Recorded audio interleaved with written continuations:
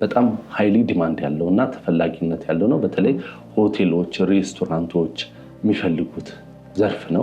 ለቴካዊ አገልግሎት ሙሉ ናቸው። ከ600 ሺህ ብር የሚያስፈልገው ካፒታል ሲሆን ትምህርት ቤቶች፣ መንግስታዊ ተቋማት፣ ግለሰቦች የሚጠቀሙት ነገር ነው። ሰፊ የማርኬት ጋፕ ያለበት ነው። በምን ያህል ካፒታል መጀመር እንችላለን?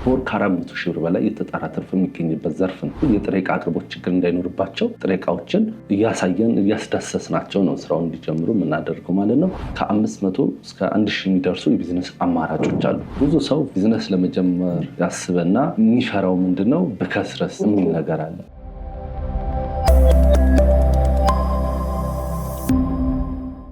ሰላም ጤና ይስጥልን ውድ የገበያ ሪቪው ተመልካቾቻችን፣ በዛሬው ፕሮግራማችን 5 ምርጥ የስራ ሀሳቦችን ወደ እናንተ እያጋራናችሁ አብረናችሁ ቆይታ እናደርጋለን። እነዚህ የስራ ሀሳቦች ከመነሻ ካፒታል በተጨማሪ የራሳቸው የሆነ ብድር ተመቻችቶላችኋል። ሌሎች ሀሳቦችን በአጠቃላይ እያነሳን አብረናችሁ ቆይታ የምናደርግ ይሆናል። እስከ ፕሮግራማችን ፍጻሜ ድረስ አብራችሁ እንድትቆዩ በአክብሮት ጋብዛለሁ። መልካም ጊዜ ይሆንላችሁ።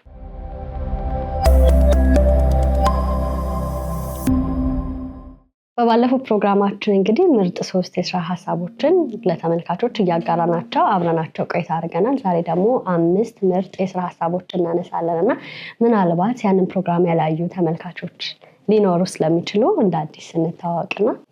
በረከት እባላለሁ። በአዲስ እይታ አንዱ ቲም ነኝ። ኦፕሬሽን ላይ ያለን እንግዲህ ተመልካቾች ባለፈውን ቪዲዮ አይተው ኮሜንት ሰጥተዋል ብዬ አስባለሁና ዛሬ ላይ ደግሞ የምንነጋገረው 5 አዋጭ ቢዝነሶች ላይ የምንነጋገር ይሆናል ማለት ነው። ጥሩ።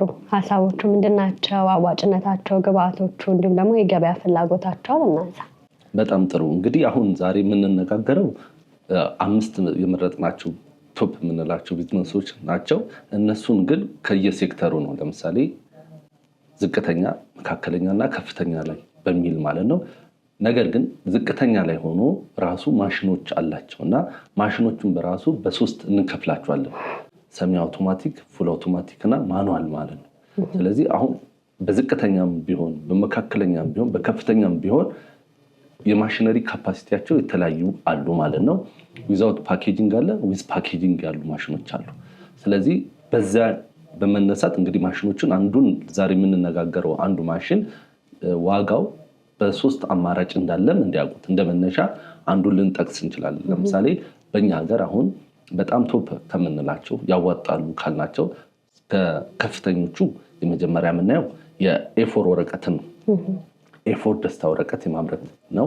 እነሱ ማሽኖች እንግዲህ በ3 መልኩ አሉ። እነሱም በዝቅተኛ የአጃክስ ቢዝነስ ነው። የአጃክስ ቢዝነስን ስንመለከት እንግዲህ ቦር የተጣራ ከ80 ሺህ ብር በላይ ትርፍ ይገኝበታል። የሚያስፈልገው ቦታ በካሬ ደረጃ እስከ 80 ካሬ ቦታ ያስፈልገዋል። ጥሬ ዕቃዎቹ እዚሁ በቀላሉ የሚገኙበት ነው። ያው ፎርሙሌሽን አለው። ማሽኖቹ ሚክሰር ብሎደር የሚባል አለ። እነዛ ኬሚካሎችን ሚክስ ካደረጉ በኋላ ግብአቶችን አዋህዶ ሞልድ አለ። ያቺ ሞልድ በማውጣት አውቶማቲክ እና እንዲሁም ደግሞ ማኑዋል ከተር ያላቸዋል። 10 ዓመት ወይም ደግሞ ከ3 ዓመት እስከ 5 ዓመት ባለ ጊዜ ገደብ ተከፍሎ የሚያልቅበት ሁኔታ አለ። እነዚህን ነገሮች እንዴት ነው ግን የምናደርገው የሚለውን ነገር ያው የምንነጋገርባቸው ወይም ደግሞ መረጃዎችን የምንሰጣቸው ይሆናል ማለት ነው። አሁን ማሽኑ በቀን ያው ሀገር ላይ እንደ ሀገር ሁላችንም በወረቀት ነው አይደለ? የፈለገ ዲጂታል ቢሆን የወረቀት ንክኪ አይቀንስም። ትምህርት ቤቶች፣ መንግስታዊ ተቋማት፣ ግለሰቦች የሚጠቀሙት ነገር ነው። ሰፊ የማርኬት ጋፕ ያለበት ነው።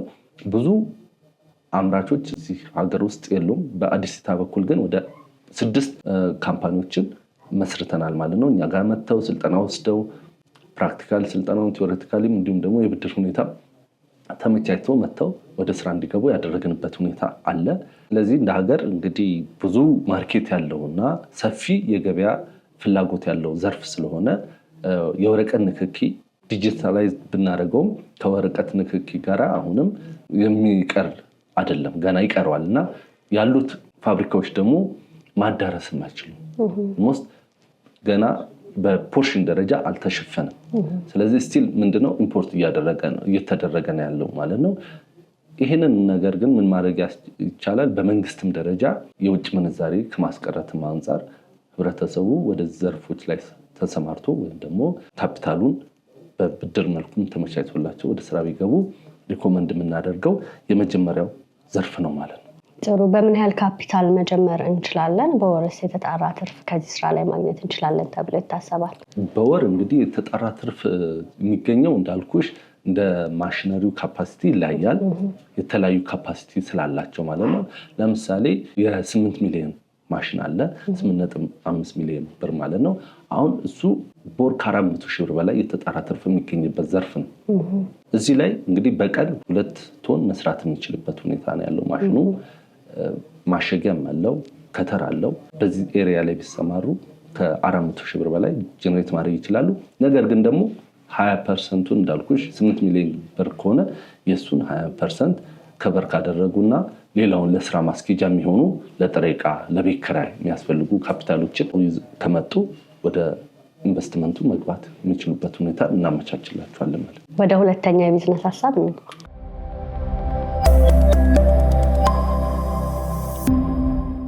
በዛው ስያሜ ስለሚሆን ማለት ነው። ከ5 ሚሊዮን ብር ጀምሮ ማሽነሪው አለ። እሱንም እንደዚሁ ራሱ እንደ ተቋምም አዲስ ኢታም እያመረተ ይገኛል። በሶፍት ላይ ፓወር የሚባል ሶፍት እያመረተ ነው የሚገኘው። ስለዚህ ራሱ ዳሶታል ማለት ነው። አሁን ቢዝነሱ ያዋጣል ስንል ቅድም ምን ብለናል? ማርኬት ጥናት አድርገን ተጠንቶበት ነው ብለናል። ነገር ግን ከጥናት ባሻገር እኛ ጋር ምንድን ነው ያደረግነው? ዳሰነዋል፣ አይተነዋል። ቻሌንጁንም እንዲሁም ደግሞ በረከቱንም አይተነዋል። ስለዚህ አንድ ሰው ኤክስፔሪንሳችንም ጭምር ነው የምንሸጥለት ነው። ማማከር ብቻ ሳይሆን እየሰራበት ያለበትን ሂደት እናሳየዋለን። እኛም ደግሞ እየሰራን ያለንበት ሂደትን በሙሉ እንግዲህ ራሱን የቻለ ፓወር የሚባል ደግሞ ሲስተር ካምፓኒም ስላለን በዛ በኩል የጥሬ ዕቃ አቅርቦት ችግር እንዳይኖርባቸው ጥሬ ዕቃዎችን እንግዲህ ጥሬ ዕቃው ላይ ቨርጅን እና እንዲሁም ደግሞ ሪሳይክል የሚባል ጥሬ ዕቃ አለ። ስለዚህ ቨርጅኑ ምንድን ነው፣ ፐልፑ ምንድን ነው የሚለውን ነገር እያሳየን እያስዳሰስናቸው ነው ስራውን እንዲጀምሩ የምናደርገው ማለት ነው። እዚሁ ዘርፍ ላይም እንደዚሁ በወር የተጣራ ከ300 ሺህ ብር በላይ ኔት ትርፍ የሚገኝባቸው ሴክተሮች ናቸው። ጥሩ። ሪሳይክል የምናደርገው ምንድን ነው? ለምሳሌ ግብአቶቹን በደንብ በዝርዝር ብጠቅስልን፣ እንዲሁም ደግሞ ቦታ የሚፈልጉ ከሆነ እሱን ብናነሳ በጣም ጥሩ። እንግዲህ ሪሳይክል የሚባለው ያው ፋብሪኬትድ ተደርጎ ከወረቀት ሊሆን ይችላል፣ የተለያዩ ዛፍ ሊሆን ይችላል። ምን ይደረጋል ማለት ነው? ተደባልቆ የሚሰራ ነው። ሪሳይክል የሚደረገው ከወዳደቁ ወረቀቶች ተፈጭቶ ተቦክቶ ፕሮሰስ ተደርጎ የሚሰራው ነው። ቨርጅን የሚባለው ግን ራሱ ፕሮሰስ ተደርጎ ከፋብሪካው ራሱን የቻለ ለቨርጅን የሚሆን ማቴሪያሎች ጥሬ ዕቃ አሉ። እነሱን በመጠቀም የሚሰራው ነው። ስለዚህ ሪሳይክሉ የሚሆነው ተመሳሳይነት አላቸው። የኳሊቲ የቲክነስ ሁኔታ ነው የሚኖረው ማለት ነው። ሪሳይክሉን እንዴት ነው? በእኛ ሀገር ደረጃ አቅራቢዎች አሉ፣ በጣም ሰፊ አቅራቢዎች፣ እኛም ስለምናቀር ማለት ነው። ፕሮሰስም እየተደረገ ነው፣ እየተጀመረ ነው። ኦልሞስት ጥሬ ዕቃ አቅራቢዎች አሉ፣ ተጀምሯል። ግን ያው የሚፈለገውን ኳሊቲ እንደ ሀገር እየመጣ ስላልሆነ ወደ ገበያ ላይ አይደለም። አሁን ለጊዜው ክራፍት የሚባለውን አሁን ወረቀት ዘንቢል ምናምን የሚሰራበት ወረቀት አለ አይደል? በዛ መልኩ እየተሰራበት ያለበት ሁኔታ ነው ያለው እዚሁ ሀገር ላይ ማለት ነው። አቅራቢዎች፣ አምራቾች አሉ። ስለዚህ የጥሬ ዕቃ አቅርቦትም በቀላሉ እየተፈታ ያለበት ሁኔታ ስላለ ማለት ያው ምንድነው ቅድም እንዳልኩሽ ጥሬ ዕቃውም አለ፣ ቻሌንጅም ይኖረዋል ብዬሻለሁ። ቻሌንጁ የሚሆነው ምንድነው? የመጀመሪያው ነገር ለምሳሌ ብዙ ሰው ጥሬ ዕቃው ከመጣ በኋላ ሎዲንግ አለ። የጥሬ ዕቃውን ከአንዱ ቦታ ወደ አንዱ ቦታ የምትወስድበት ሂደት አለ። ማሽነሪው በራሱ ማሽነሪውን የሚጭነው መኪና ምን ያህል ነው የሚለውን ነገር አለ። ዝም ብሎ ማሽን ይመጣል፣ ትቀበያለሽ። ከዛ በኋላ ግን ከአንድ ቦታ ወደ አንድ ቦታ ስታንቀሳቀሽው በራሱ የሚወጡ ወጪዎች አሉ። ስለዚህ ቶታል ካፒታል ይህን ያህል ብቻ ያስፈልጋል ተብሎ ሳይሆን ለዚህ ስታደርግ ይሄን ያህል ካፒታል ያስፈልገዋል፣ ለጥሬ ዕቃ እንደዚህ ይሄን ያህል ካፒታል ያስፈልገዋል የሚሉትን ነገር በዝርዝሮች መነጋገር የግድ ስለሚያስፈልግ ለዛ ነው ሂደቱን ፕሮሰሱን በሙሉ እናሳያችኋለን ያልነው ማለት ነው። ወደ ሶስተኛ የቢዝነስ ሀሳብ ነው።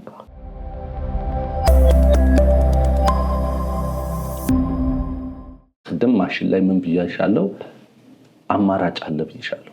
በሶስት አይነት አማራጭ አውቶማቲክ፣ ሰሚ አውቶማቲክ፣ ማኑዋል በማድረግ ማለት ነው። ስለዚህ በእንደዚህ አይነት መልኩ ይህንን ቢዝነስ ቢሰራ ከ80 ሺህ ብር በላይ ትርፍ ያስገኛል።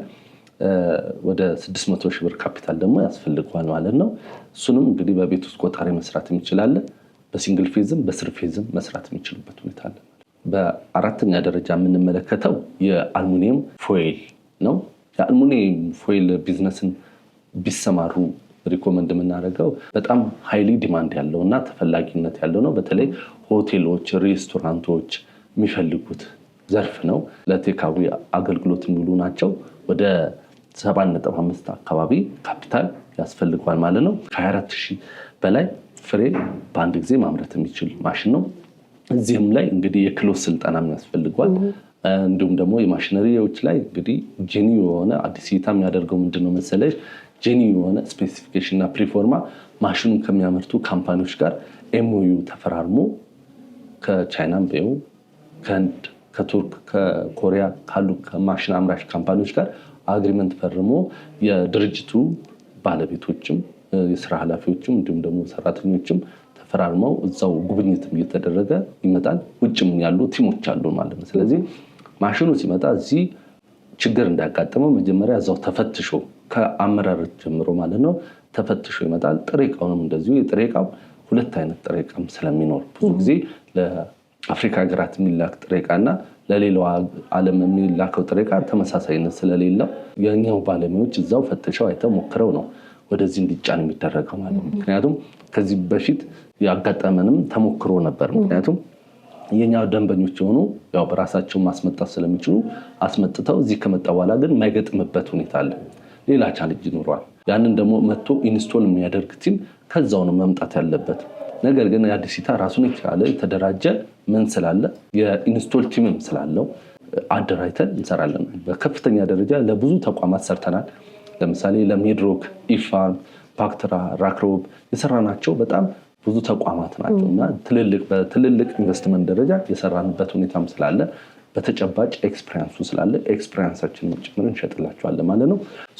በአልሙኒየም ፎይልም ላይ መሰማራ ቢችሉ ጥሩ ትርፍ ማግኘት የሚችሉበት ሁኔታ ይኖራል ማለት ነው።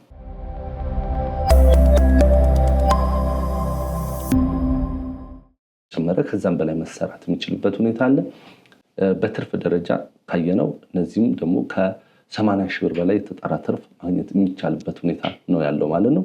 ይህንንም እንግዲህ ከውጭም የሚመጡ ማሽኖች አሉ።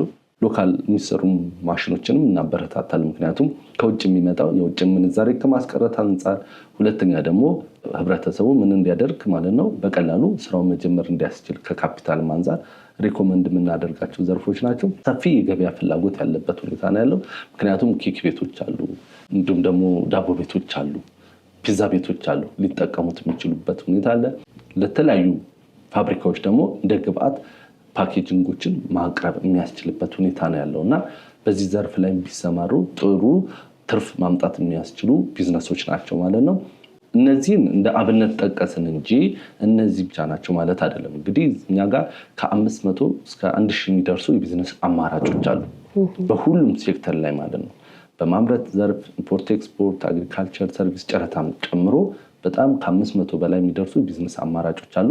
እነዚህ የቢዝነስ አማራጮች ደግሞ ተጠንቶባቸው ፕሩፍም ተደርገው ነው በአዲስ እይታ በኩል ወደ ስራ አስገብተን እየሰሩበት ያለበትን ሁኔታ ዳሰን በትርፍ ደረጃም ስንናገር ቢያንስ 1000 ሰው ካለ በአንዱ ሴክተር ላይ ከ1000 ውስጥ አንዱ የሚያገኘውን ትርፍ ነው የምንጠቅሰው ነው ሚኒመም ዝቅተኛ የሚገኘው ማለት ነው። ስለዚህ በደንብ ተጠንቶባቸው ፕሩፍ የተደረጉ ዘርፎች ስላሉ ወደ አዲስ እይታ በመምጣት ደግሞ የተጨማሪ የክህሎት ስልጠናዎችን እንዲሁም ደግሞ ቴዎሬቲካል ስልጠናዎችን ወስደው እያማከርን የብድር ሁኔታ ተመቻችቶላቸው ወደ ስራ እንዲገቡ ማስቻል እንችላለን። ጥሩ፣ ስለሰጠኝ ጊዜ እጅግ አድርጌ አመሰግናለሁ።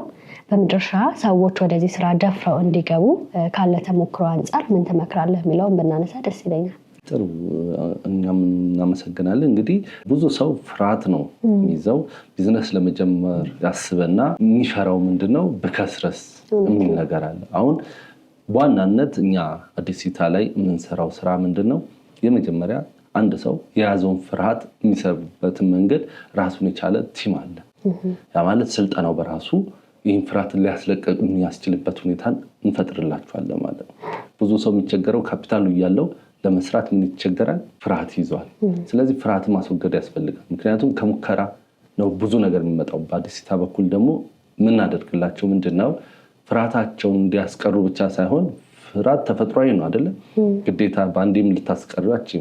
ነገር ግን ዋስትና ይሆናቸዋል። ዋስትና የሚሆነው ምንድነው? ስራውን አብሮ እየተከታተለ ራሱን የቻለ ፎሎ አፕ አለው፣ ፖስት ፎሎ አፕ አለው። እንዲሁም ደግሞ ስልጠና ወስደው ምንም አይነት ስራ ሳይጀምሩ የቀሩ ሰዎችን ፎሎ አፕ በማድረግ ወደ ስራው እንዲገቡ እንዲበረታቱ የማድረግ ስራ ይሰራል ማለት ነው። ስለዚህ በዋናነት እንግዲህ ትልቁ ቻሌንጅ የሚያደርገው ሰው ቢዝነስ ለመጀመር ፍርሃት ስለሆነ ያው ፍርሃት ማስወገድ የሚቻልበት ሁኔታ መፍጠር ያስፈልጋል ማለት ነው። ጥሩ፣ ስለሰጠኝ ማብራሪያ እጅግ አድርጌ አመሰግናለሁ። ግን ደግሞ ሰዎች እናንተ ማግኘት ቢፈልጉ በምን አድራሻ ያገኟችሁ? እናመሰግናለን። እንግዲህ አድራሻችን ሜክሲኮ ኬኬር ህንፃ ላይ ነው። 2ኛ ፎቅ ቢሮ ቁጥር 227 አለ።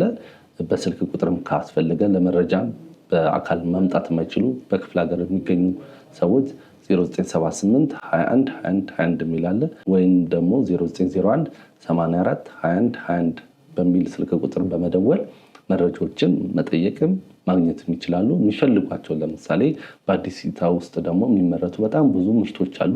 እነሱን እየተቀበሉ መረከብ የሚፈልጉ ካሉ ደግሞ የደንበኞቻችን ምርቶች በበቂ ሁኔታ ስላለ በሁሉም ሴክተር ላይ በመደወል ማዘዝ ይችላሉ ማለት ነው። ጥሩ፣ እናመሰግናለን። እኛም እናመሰግናለን። እዚህ ድረስ ጋብዛችሁ በዚህ መልኩ ኢንተርቪው ስላደረጋችሁ ማለት ነው። እናመሰግናለን። ተመልካቾቻችን በዛሬው ፕሮግራማችን መቼም ቢሆን ገበያቸው የማይቀሰቅስባቸውን 5 የቢዝነስ ሀሳቦችን ወደ እናንተ እያጋራናችሁ አብረናችሁ ቆይታ አድርገን ነበር። በሌላ ፕሮግራም እስከምንገናኝ ድረስ መልካም ጊዜ ሆነላችሁ እያልኩኝ ለቻናላችን አዲስ የሆናችሁ ካላችሁ ላይክ፣ ሼር፣ ሰብስክራይብ በማድረግ የእኛ ቤተሰብ የሆኑ ጤና ይስጥልን።